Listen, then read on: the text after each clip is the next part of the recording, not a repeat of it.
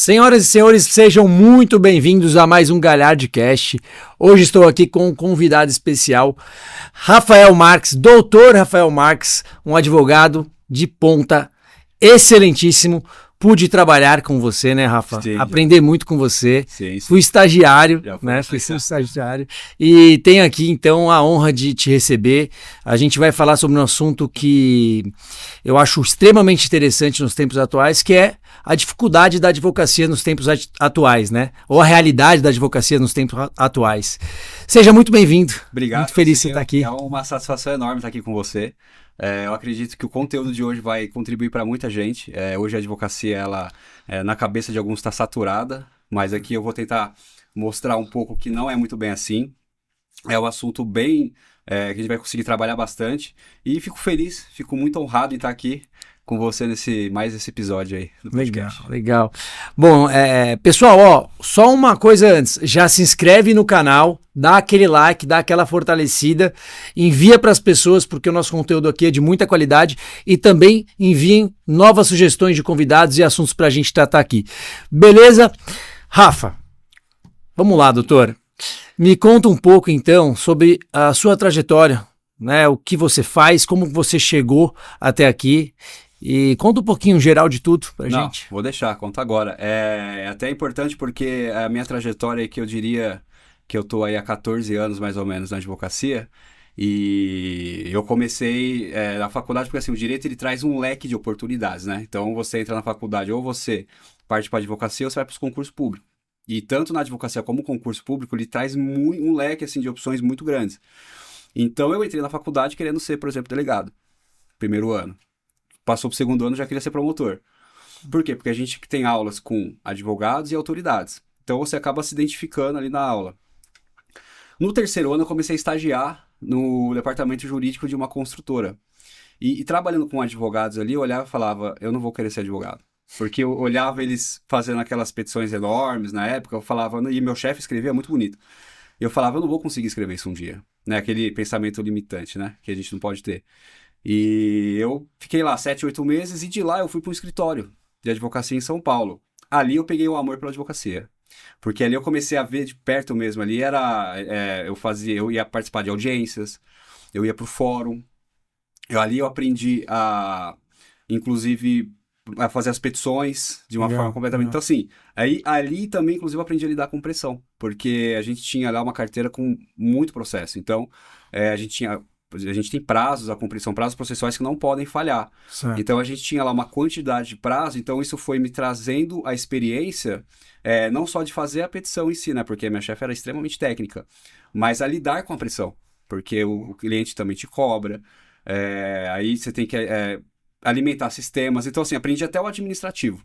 Então ali eu fui formando o meu lado profissional. Boa. Até me formar na faculdade. Me formei, peguei o AB, comecei pós-graduação, comecei a trabalhar em outros escritórios, até que em 2015 eu abri o meu. E aí, a partir dali, eu diria que comecei a empreender na advocacia. O começo é muito difícil, né? Então, muita coisa que eu vou falar aqui pode parecer clichê, né?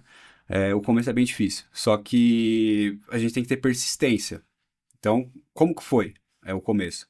Eu comecei com um amigo e a gente não tinha cliente praticamente. E só um adendo, né? Acho que é importante... o Rafael não veio de família de advogados, tinha network de grandes escritórios de advocacia, né? Por isso que eu queria muito te convidar aqui, porque a gente pode convidar um advogado que já veio com grandes escritórios, gerações, né? Mas eu também senti isso muito na pele, porque a gente não tem, né? Quando você não tem ninguém, né, que é grande na advocacia ou em algum cargo público, você trabalhar nessa área é muito desafiador. É muito desafiador. É desafiador, porque, por exemplo, meu pai, ele é empresário. Então, ele trabalha, por exemplo, na área de comércio de produtos médicos. Então, é totalmente diferente. Eu não tenho, por exemplo, tio, advogado. Ninguém, dos meus ascendentes, ninguém são advogado. Então, assim, eu comecei ali. A nossa geração começou comigo ali na advocacia. Você foi o primeiro de todos, né? Eu fui o primeiro. Então, assim, é muito desafiador. O que ajuda? E aí a gente vai desenrolar muito esse assunto na hora que a gente chegar mesmo no desafio da advocacia, é o network. Então, por exemplo, você faz um network com uma saída que você faz com os amigos ou com conhecidos. Você está conhecendo ali agora, você começa a falar um pouco. Quando você entrega um resultado para o cliente, ele vai te indicar para outros clientes. Indicação hoje ela é um dos nichos que a gente fala, né? Indicação é um dos nichos. Então eu fui ganhando indicações dos próprios clientes. Então, um serviço, por exemplo, que eu prestei para um cliente relativamente simples, como que é esse relativamente simples? Uma ação contra uma empresa de telefonia, que eu consegui lá uma indenização para ele. Ele teve um resultado muito agradável, ele gostou muito do resultado e a partir dali ele começou a me indicar para quem precisasse. E são causas recorrentes, né? Você pega essas causas, por exemplo, de telefonia, quem não conhece alguém que já teve problema com causa de telefonia, ou causa de atraso de voo, ou causa... São causas pequenas, mas que no boca a boca, né? Pode te trazer um caso bom. Você atuar para um cliente que chegou agora no seu escritório, num caso, por exemplo, de atraso de voo. Vamos falar de um cliente high ticket. Ele trouxe uma questão de atraso de voo. Você não vai conseguir fortuna para ele. Não vai conseguir. Só que aí você prestando um bom serviço, ele vai te colocar, por exemplo, dentro da empresa dele. Que é aquela questão de, não é que você só atendeu o cliente, você deu um baita atendimento ao cliente, ao ponto dele falar assim, esse advogado é um cara muito bom. Exatamente. Preciso trazer ele para perto de mim. É uma porta que abriu. Você pega a empresa dele e aí ele vai te indicando para os amigos que ele tem amigos empresários, que também tem advogados, mas às vezes alguém não está satisfeito, ou ele vai te pedir um serviço que outro advogado não atende. Então, isso aí é um dos desafios, ele está dentro do desafio da advocacia atual, coisa que eu não tinha quando eu abri meu escritório. Eu não sabia desenrolar muito esse comercial meu, porque quando você abre o escritório, o que você faz? Você é o financeiro, o comercial, o operacional, o técnico, você é tudo. E aí você tem que fazer o quê? Você é o famoso generalista. Você faz tudo que entra. Então, e aí tem outro ponto também, a precificação. No começo, a gente geralmente tem medo de precificar. Por quê? Porque o advogado recém-formado, ele tem que precificar baixo, porque senão ele começa a passar um preço competitivo com um advogado que já está lá 10 anos formado, com um título de pós-graduação. Vão escolher o que está mais tempo de forma. Mais experiente. Então, Você tem que abaixar o seu preço, mostrar o serviço para ele, a partir dali você vai conquistando. Construir case, né? Exatamente, você vai construindo case. E aí eu fui fazendo assim devagar.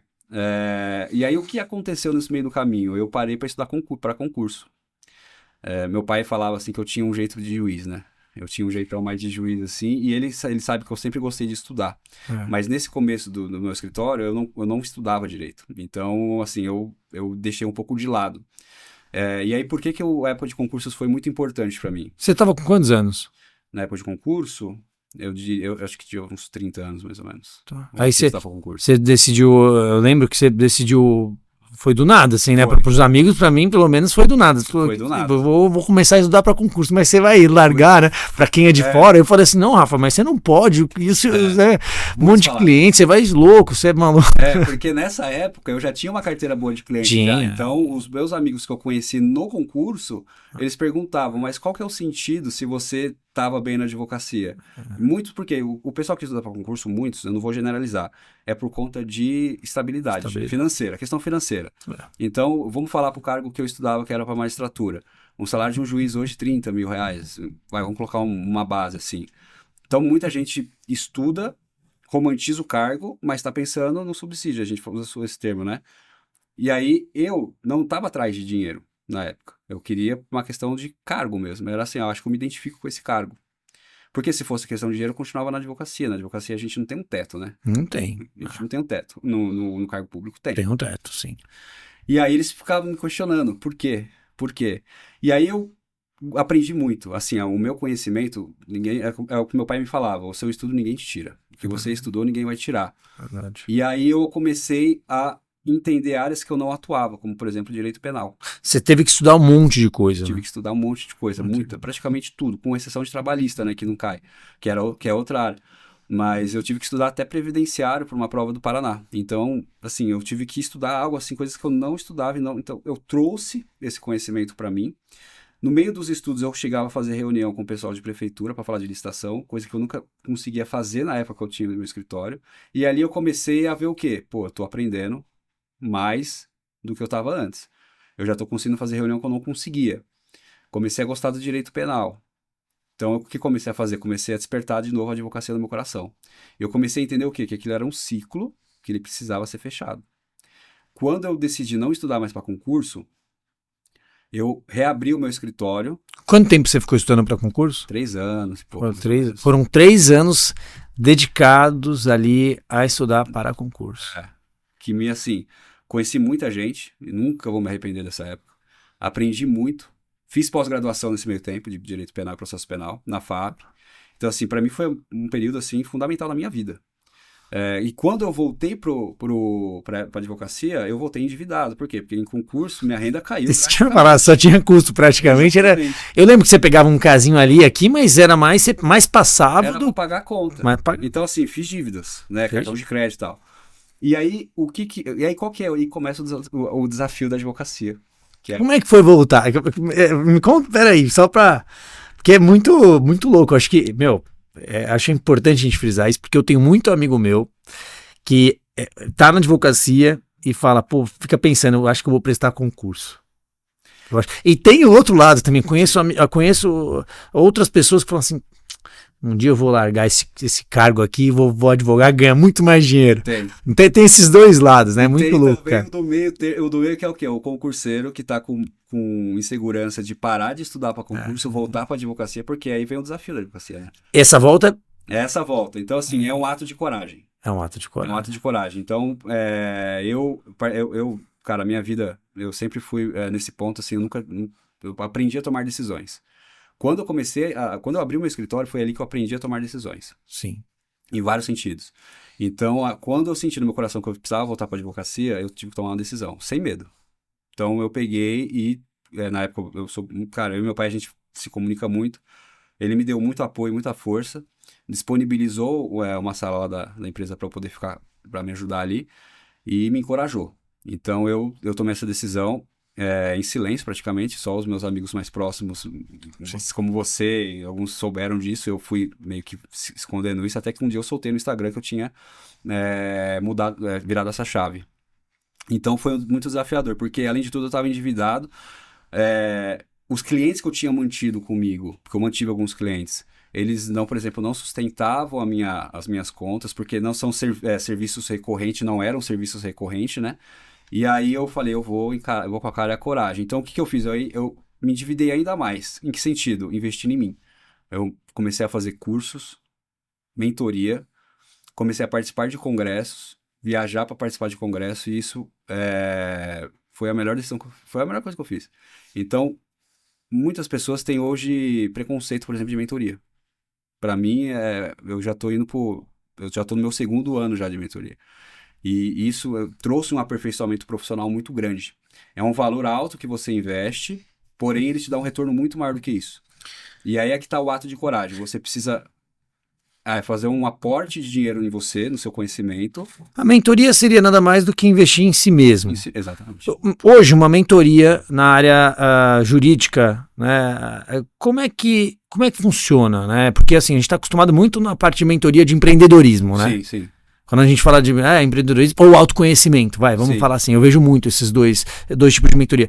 Mas hoje, como é que está essa área de mentoria para o advogado, né? A advocacia, assim, tem são mentorias diversas. Então, por exemplo, hoje você consegue achar um mentor onde ele vai te ensinar a prospectar cliente na internet. Ah, tá. Por exemplo. Só que nessa mentoria dele, ele vai te ensinar outras coisas. Tá. A mentoria que eu faço, ela tem um nicho específico, que é a recuperação de crédito, por exemplo. Ah, muito legal. Que é o meu carro forte do escritório. Que hoje é o que você está investindo.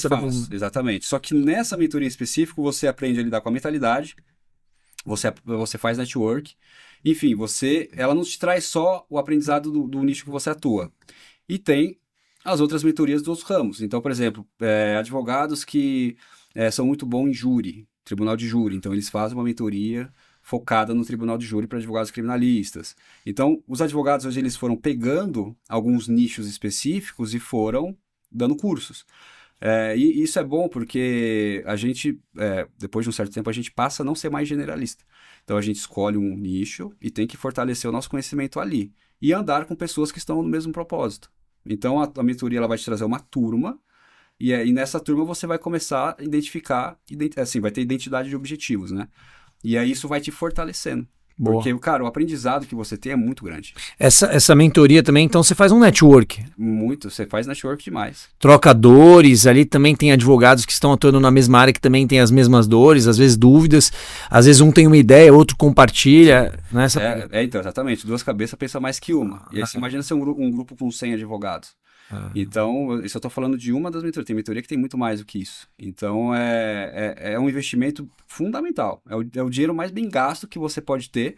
É conhecimento. É você investir em você, é conhecimento. Concordo. Então, isso, eu já investi. Assim que eu voltei para a advocacia, eu já comecei a fazer. E isso me fortaleceu absurdamente.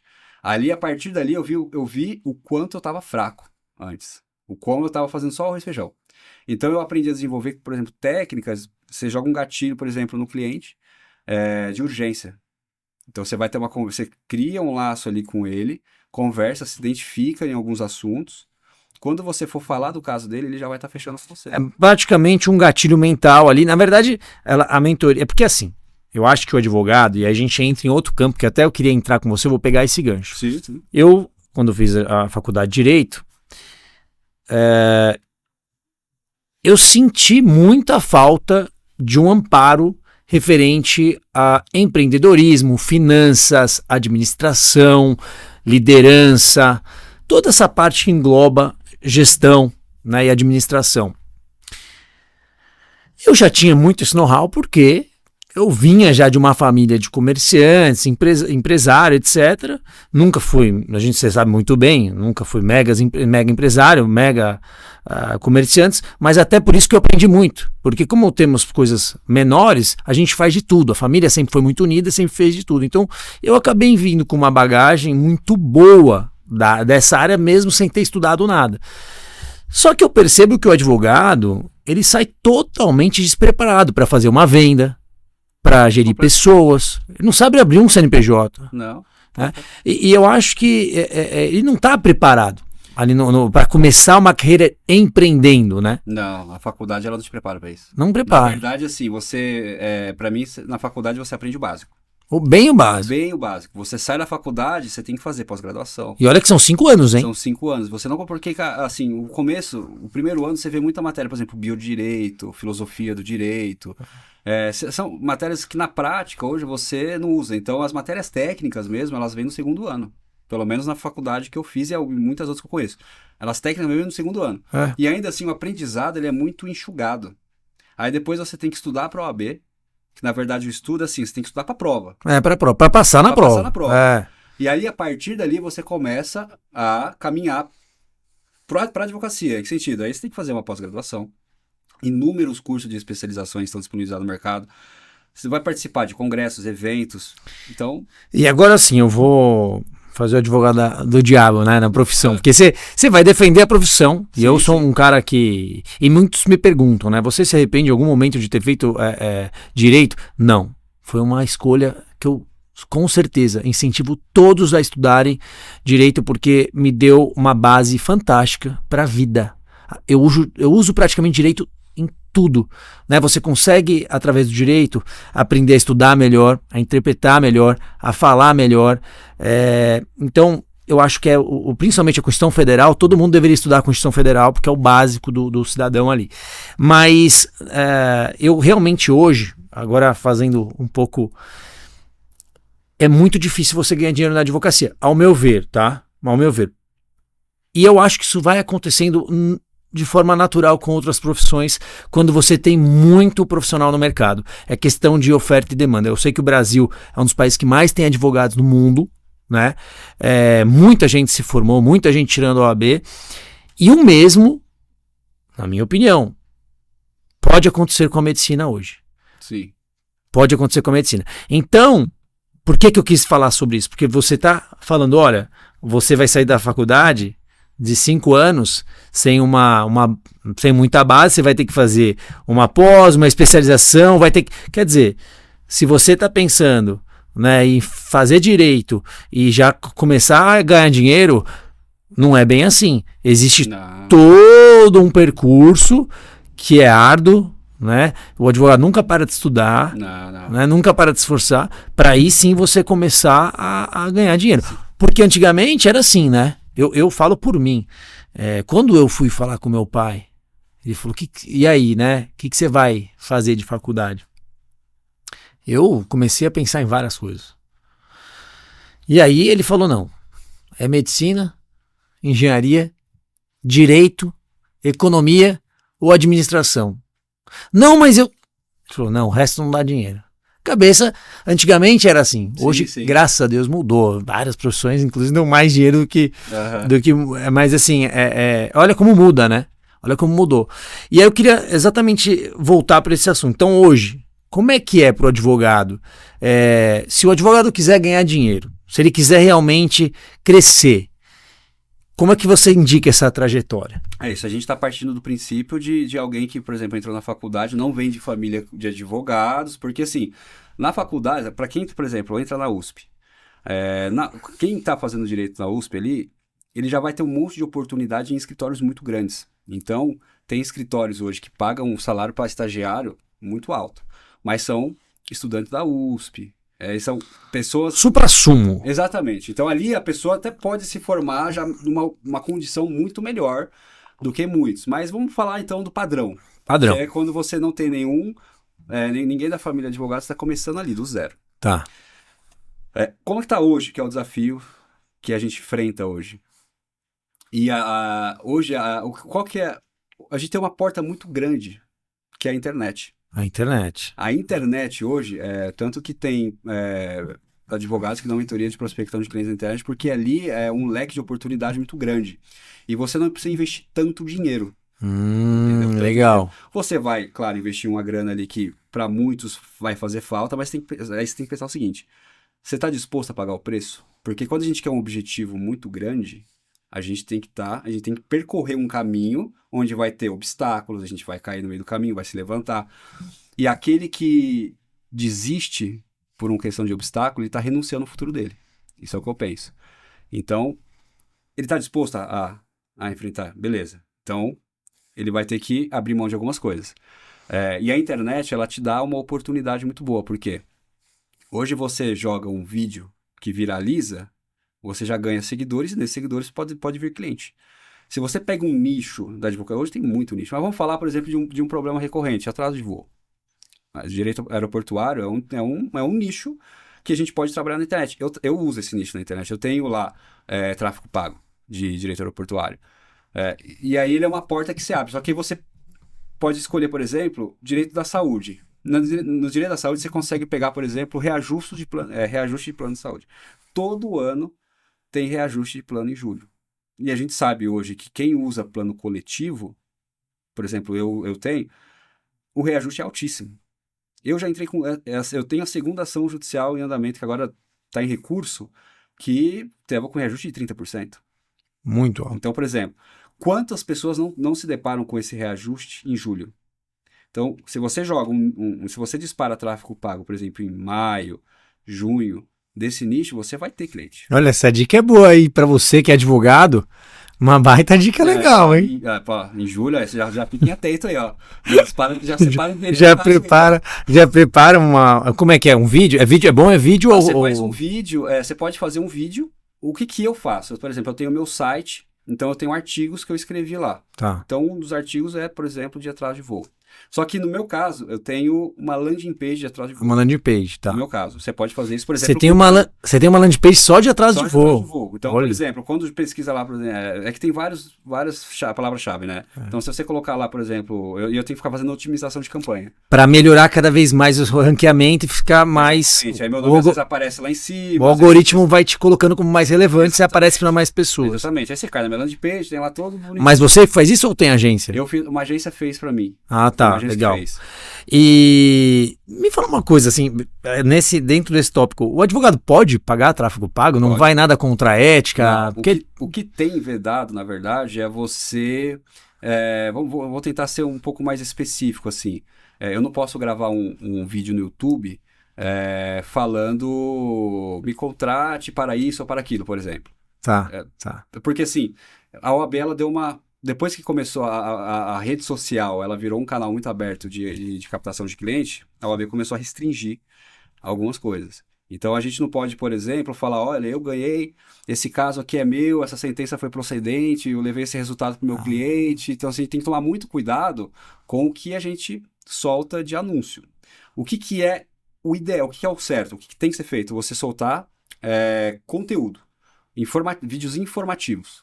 Então, por exemplo, o atraso de voo ele gera indenizações por conta disso, daquilo. É claro, o cliente vai ler aquilo. O cliente que está com atraso de voo e não tem advogado, ele vai te contratar, porque ele viu que você é advogado daquela área, por exemplo.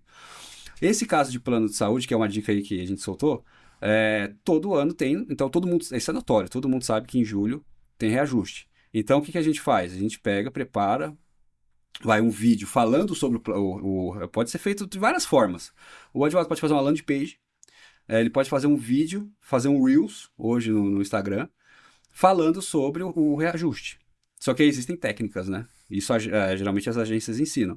Você vai fazer um vídeo de não sei quantos segundos, o texto, uma legenda. Uma copy, né? Exatamente. Aí, na legenda você fala um pouco mais, talvez remeta para o seu site que tem um artigo sobre isso. Aí, a partir dali, isso é uma captação legal. Legal, totalmente. Entendi, é legal. Você vai criar uma estratégia, um funil. Exatamente. Para através do vídeo, esse vídeo foi assistido, você vai na landing page, a landing page você vê melhor o trabalho do advogado, ele ganha autoridade, vai para o seu Instagram ou, por exemplo, já vai direto com o contato do escritório. O Instagram também pode ser que ele veja melhor o seu trabalho e fala, pô, esse cara é bom. Sim. Daí vai entrar em contato e ali você tem ali a oportunidade de fechar esse cliente. É muito parecido com o médico. O médico hoje, você falou que seu pai deu a opção de medicina, o meu também deu. Eu também. Só que acontece, eu cheguei a trabalhar um mês no hospital, mas eu não gosto de ver sangue, essas coisas. Pra mim não é um ambiente ali. Quando eu fiquei um mês no hospital, aquilo eu vi não é ambiente pra mim. Acho que você me contou isso. Por direito. Mas hoje o médico, eu acho que sim, o que você falou faz sentido, porque tem muito médico oferecendo, por exemplo, o que a gente gosta, direito à saúde. A gente gosta de cuidar do corpo e tal. Gosta. Quantos médicos hoje, de qualidade, a gente vê que realmente faz um acompanhamento médico legal. Bom, sua mulher é médica. Você sabe? Agora, quantos médicos tem de baixa qualidade, receita qualquer coisa? Não, péssimos. Exatamente. O Conselho de Medicina ele é extremamente rígido e eu acho que tem que ser mesmo, né? E eu vejo que assim, o médico hoje, o médico que não usa a internet, ele sofre muito. Agora, ainda o melhor marketing que tem para o médico é o boca a boca, disparado. Porque se você atende bem seu paciente, ele vai falar para o irmão, para a mãe, para o primo, para o amigo. Então hoje, eu vou te falar, 90% dos pacientes que procuram a Ana, né, boca a boca, é indicação. Pelo atendimento que ela dá de excelência, etc. A gente não gasta nada com tráfego pago. Eu acho que sim, o tráfego pago é uma baita estratégia. Mas hoje, pro médico, por você não poder usar algo um pouco mais agressivo, da mesma forma que o advogado, né, um call to action mais agressivo, consegui fazer essa pessoa, o antes e depois, perdeu 50 quilos e ganhou tanto... Me contrate, né?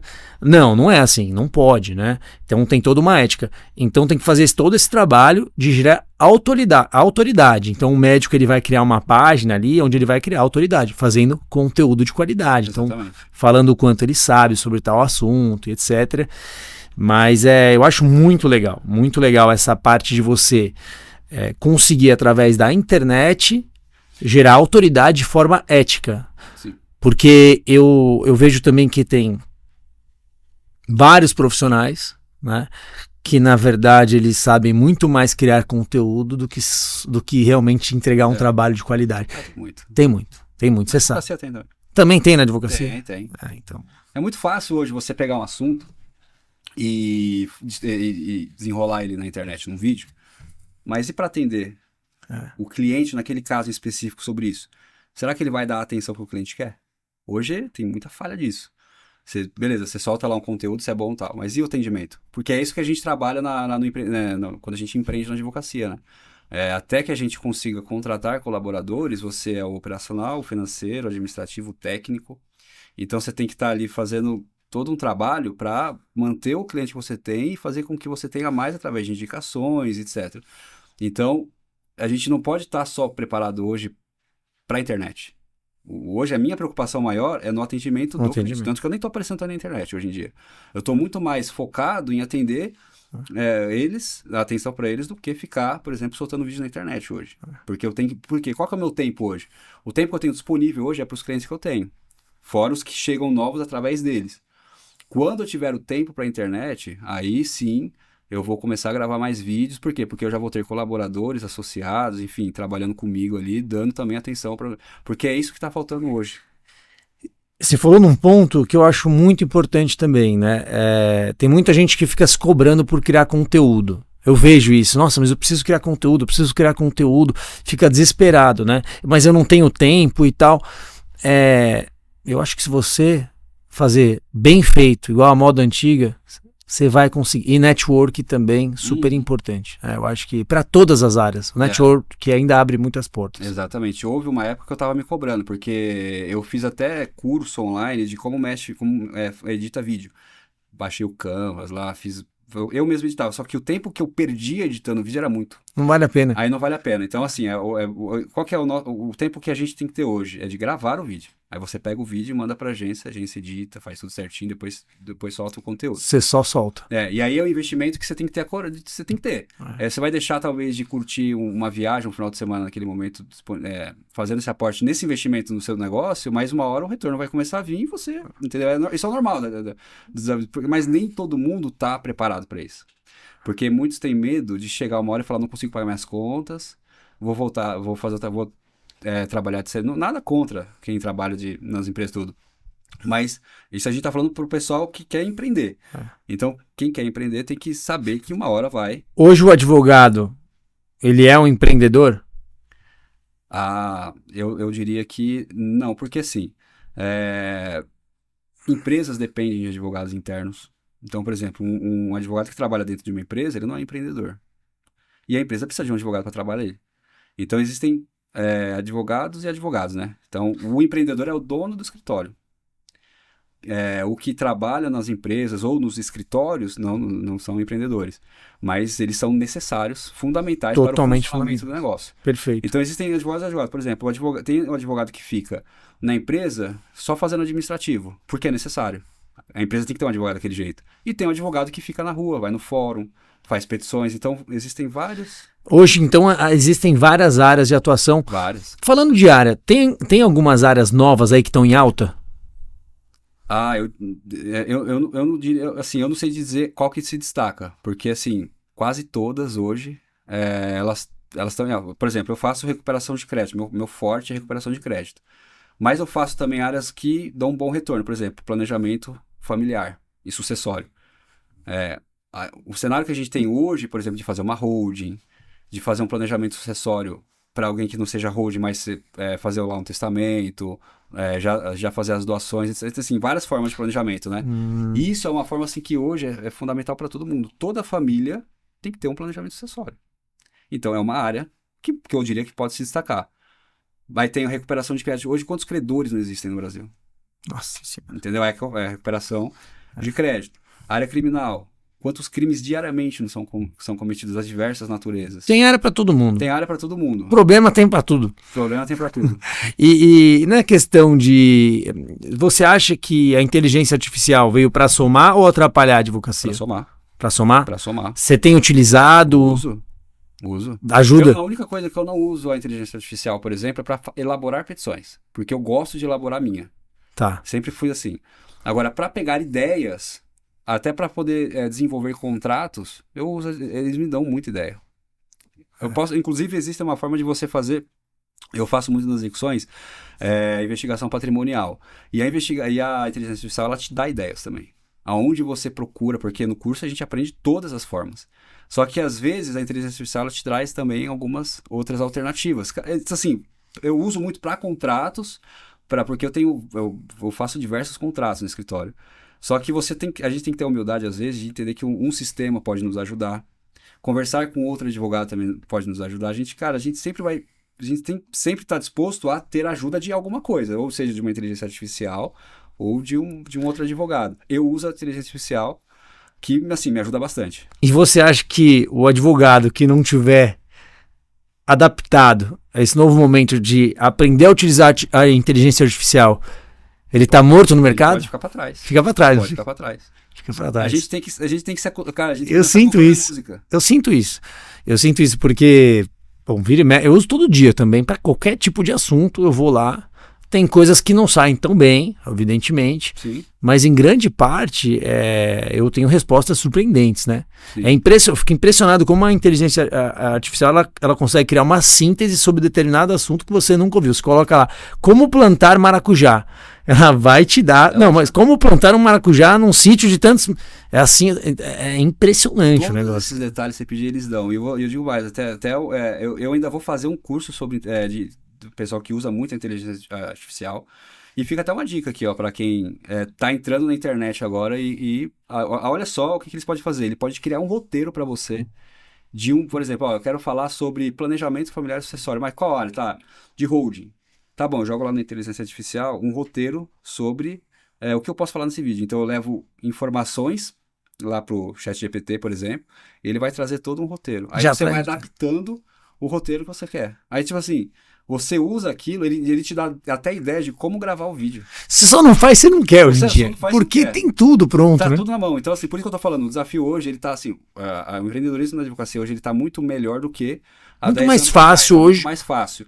Por quê? Porque a internet, ela te traz muitas alternativas, assim, ela te coloca no mercado de uma forma mais fácil do que antigamente. Antigamente a gente não tinha isso, né, quando eu me formei. Sabe o que eu sinto da internet?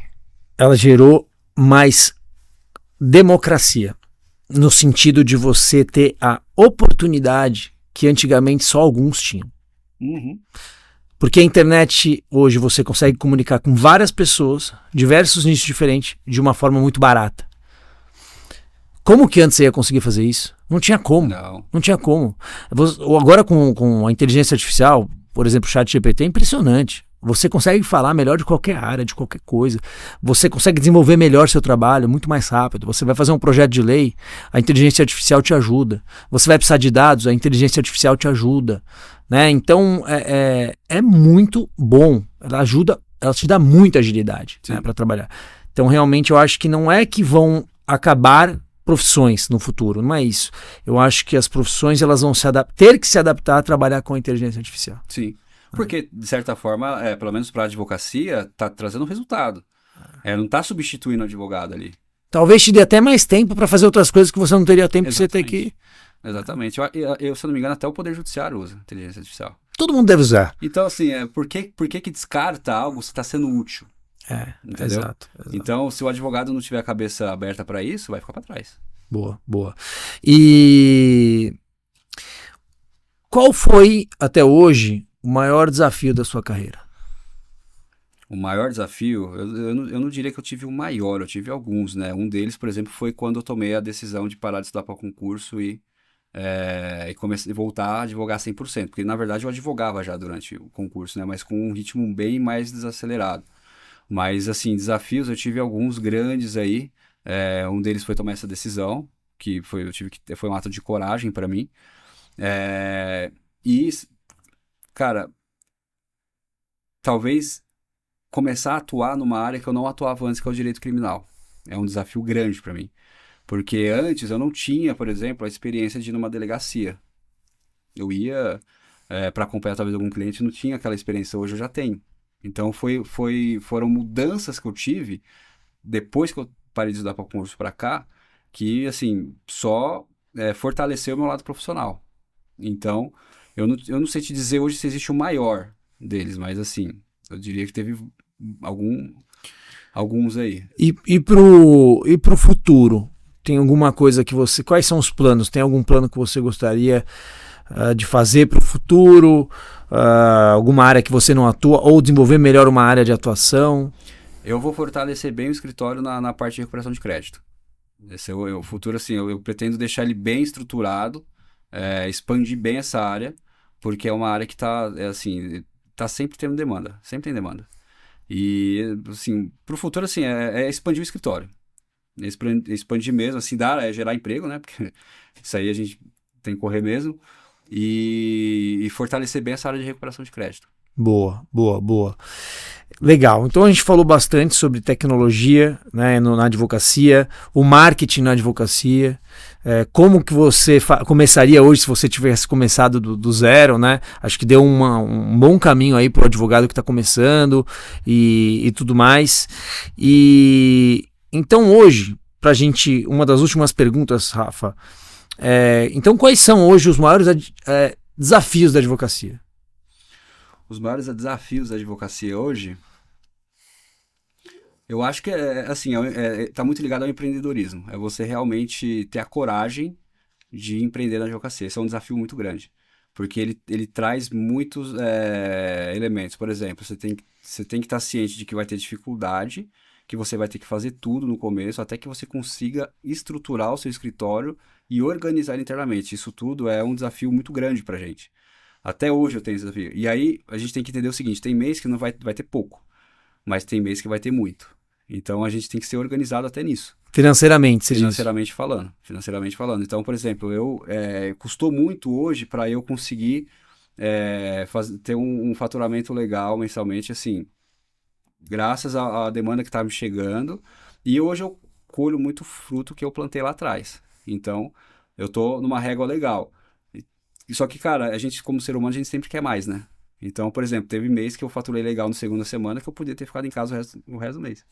Mas a gente tá sempre querendo mais. Então, a gente não pode, aliás, ficar parado. Então, a gente tem que estar sempre correndo atrás de mais.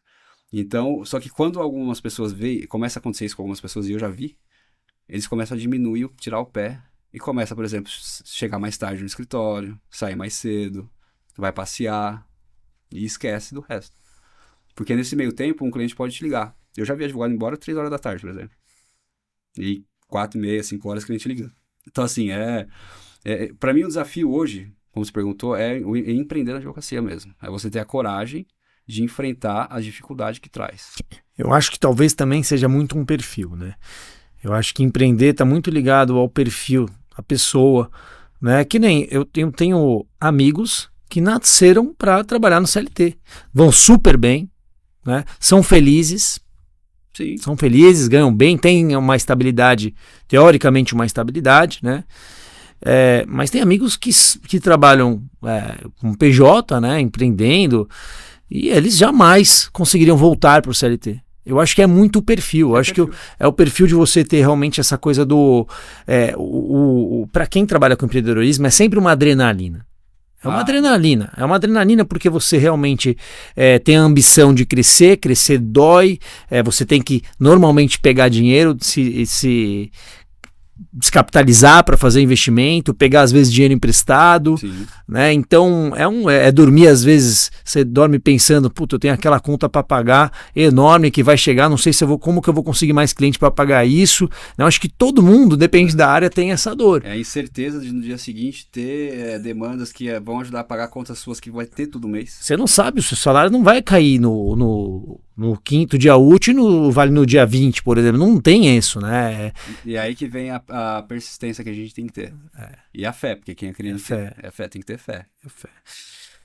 Bom, eu vou fazer a última pergunta, mas antes disso, pessoal, se inscreve no canal, dá aquele like, compartilha esse vídeo que tá sensacional, manda também sugestões de assuntos pra gente conversar aqui, tá bom? E agora a última pergunta. Vamos lá. Qual mensagem você deixaria pro mundo? Qual mensagem o Rafael deixaria pro mundo hoje? Uma mensagem que eu deixaria pro mundo é que você tenha ética e responsabilidade no seu trabalho. Porque hoje o seu trabalho vai alcançar muita gente. E vai beneficiar ela se você fizer um bom trabalho. Então a mensagem hoje que eu dou é ter ética e honestidade. Que hoje é o que a gente está precisando. Forte, foi muito forte. Gostei muito. Meu irmão, obrigado por você ter vindo. Foi um prazer. Prazer enorme. Vamos acho que a gente vai ter que marcar até um outro episódio aí, porque tem muito assunto legal, com né? certeza, vou da área jurídica. E foi um prazer te receber. Prazer foi meu de estar aqui. Muito obrigado, irmão. Obrigado. Sempre bem-vindo, viu, doutor? Obrigado. Valeu.